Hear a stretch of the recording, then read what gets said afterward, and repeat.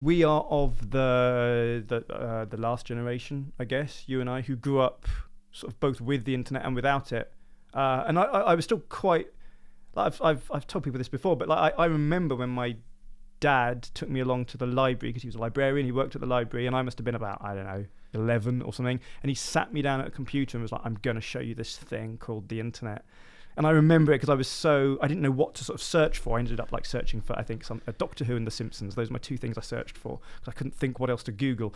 And then I went home, and because I was that kind of kid, I went home and wrote an essay about it, just off my own back, about like what the World Wide Web was. So I remember being introduced to the internet, and I remember growing up without it, and then how, and sort of by the time I got to my late teens, it was a bit more of a thing, and certainly by the time I got to my early 20s, it was definitely like all about the internet. And so I feel quite fortunate to have that perspective, which maybe when I was becoming YouTube, a lot of the people I was documenting did, because they were a bit younger. A lot of them had sort of got to like 9-10 years old, and as far as they were concerned, I mean, Hank Green used to say, as far as they were concerned, Wikipedia had always been the source.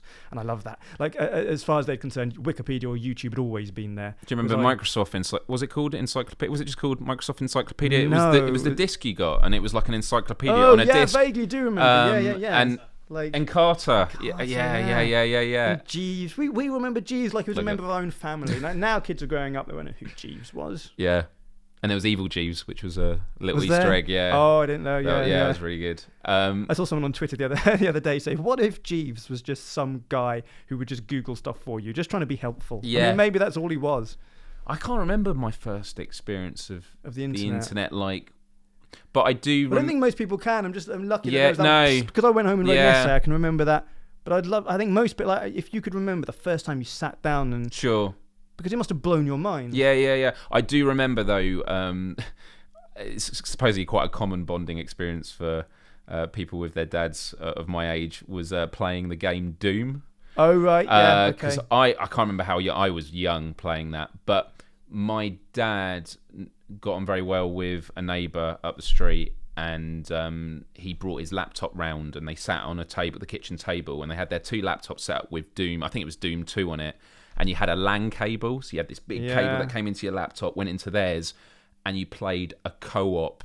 It was a first-person shooter for anyone who doesn't know Doom. It's a classic. I almost am not a gamer. Yeah. I think co-op's a shot. But it was a cooperative mission where you were both sharing a digital space. Like, you could see the other person, and you went through killing demons and doing objectives together. But that moment of seeing the other person like across the table in that space, I just remember being blown away of like, this is life-changing. And that's why I have very little patience for this argument, or when people, especially people of a certain age maybe, will kind of will get quite irate at seeing lots of young people just staring into their phones. You go, yeah, but if I'd have told me even 10 years ago what the internet would be now, but certainly me 20 years ago, that I would have had like just on my phone all of human knowledge, I wouldn't have looked up for weeks. Like, I don't blame anyone. Yeah. Of course you'd. Or if we told the Victoria, like, imagine